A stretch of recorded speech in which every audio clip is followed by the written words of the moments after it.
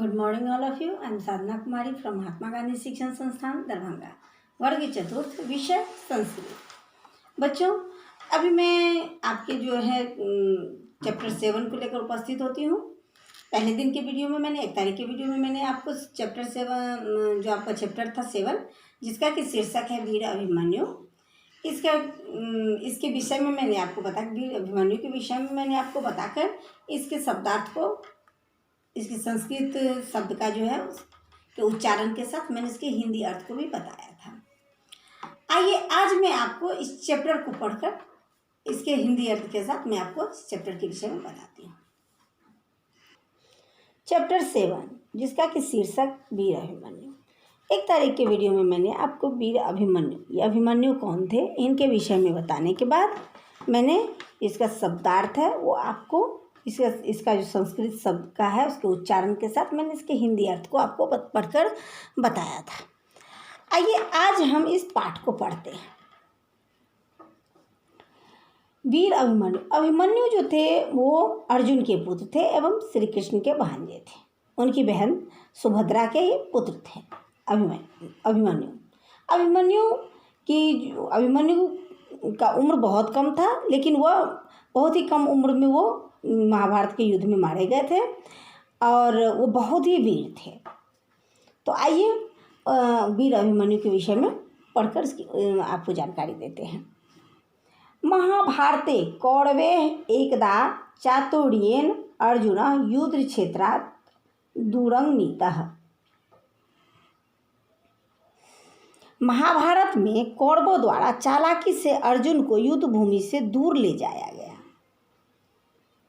ततः कौरव सेनापतिना द्रोणाचार्येन चक्रव्यूह रचितः।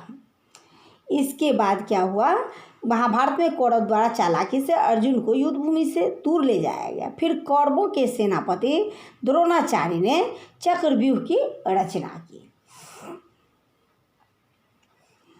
चक्रव्यूह भेदन कलां पांडव पक्षे अर्जुनं विना कोपि न अजानात्। चक्रव्यूह को भेदने की जो कला थी वो 5 पांडव में सिर्फ अर्जुन को ही पता था, उसके अलावा कोई नहीं जानता था। तत्र तदा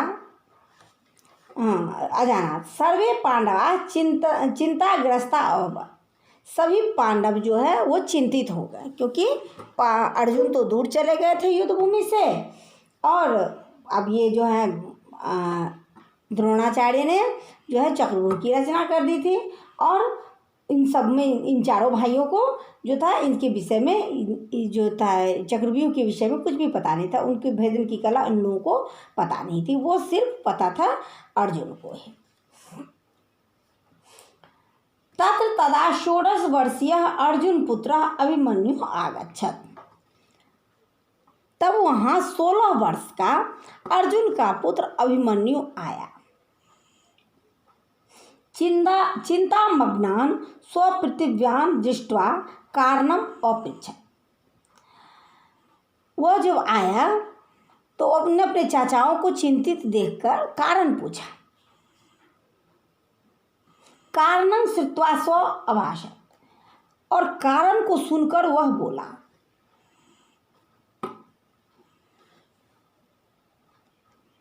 कारण को सुनकर वह बोला, अभिमन्यु बोला, अत्र चिंतायाः किमपि कारणं नास्ति। चिंता की कोई बात नहीं है। तत्र अहं गमिष्यामि युद्धं च करिष्यामि। वहाँ पर मैं जाऊँगा और युद्ध करूँगा। अभिमन्यु ने कहा अपने चाचाओं को जब चिंतामग्न देखा, जो अब कौन इस भेद मतलब ये चक्रव्यूह है उसको कौन भेदेगा, उसको कौन इसका जो है सब व्यूह के बारे में मुझे तो पता ही नहीं है, अर्जुन है नहीं, तो सभी को चिंताग्रस्त देखकर अभिमन्यु जो सिर्फ 16 साल के थे वो आए और उनके चिंता का कारण पूछा। उसको जानने के बाद बोला कि इसमें चिंता का कोई कारण नहीं, मैं वहाँ जाऊँगा और युद्ध करूँगा। युधिष्ठिर बोल, परं किं त्वं चक्रव्यूह भेदनं जानासि। परंतु क्या तुम चक्रव्यूह तोड़ना जानते हो? अभिमन्यु बोले जानाम्यहं तात जानामि, जानता हूँ तात जानता हूँ। भीम बोले, कथं त्वम इदं जानासि, तुम यह कैसे जानते हो? अभिमन्यु बोले, एकदा तत्र भवन्तः श्रीपृथुचरणः मम मातरं चक्रव्यूह विद्याम अभाषन्त।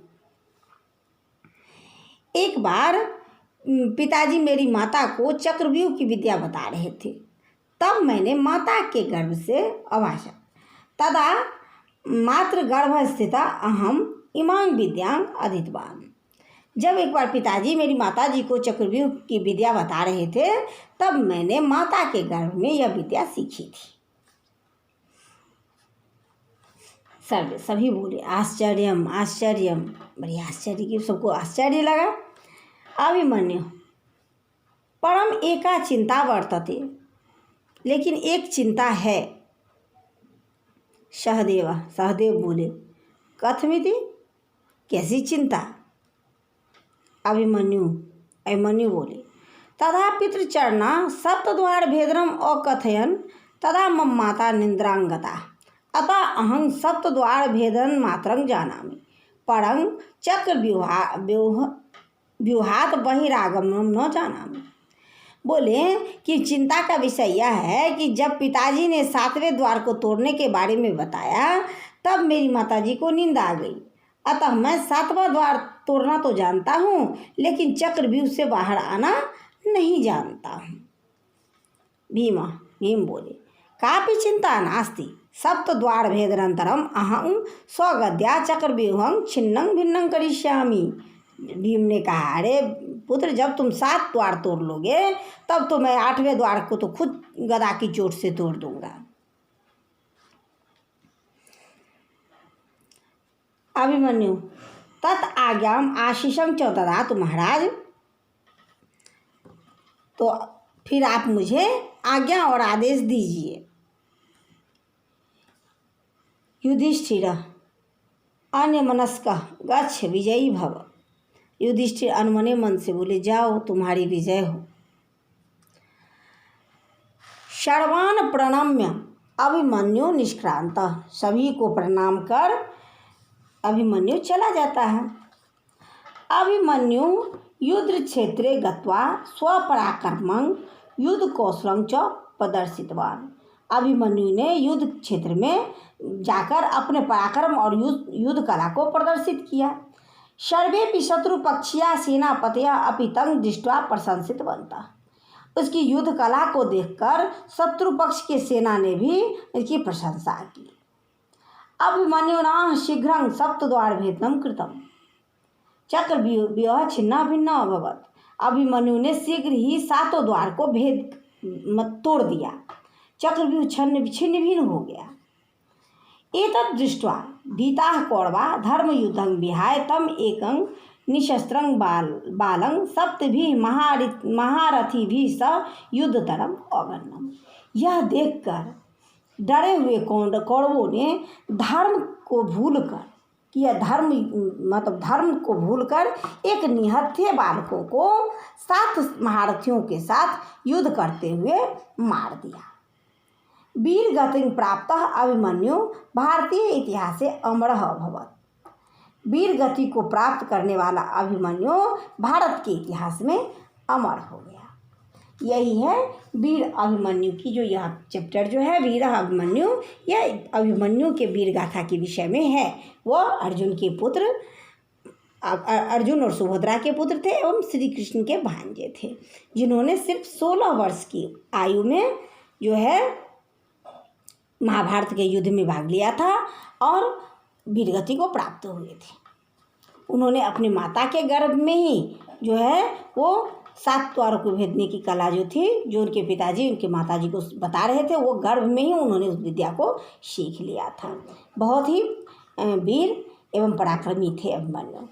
इनके विषय में मैंने आपको जो है हिंदी अर्थ के साथ मैंने आपको बता दिया है। आप सभी बच्चे भी जो है इस शब्दार्थ को याद करेंगे ताकि आप जो है इसके हिंदी अर्थ को जान सकें, संस्कृत शब्द का जो हिंदी अर्थ है उसको आप जान पाएँ एवं चैप्टर को और भली प्रकार से पढ़कर उसे समझ सकें। तो आगे मैं इसके जो है जो ये आगे जो और भी कार्य है उसे मैं आप धीरे बारी बारी से मैं आपको बताऊंगी। इस प्रकार से बच्चों मैंने चैप्टर जो आपका सातवां जो चैप्टर है बी, जिसका कि शीर्षक वीर अभिमन्यु है, इसके विषय में मैंने आपको पढ़ाकर इसके हिंदी अर्थ को बता दिया है। आगे के कार्य को लेकर मैं फिर उपस्थित होंगी। तब तक के लिए धन्यवाद।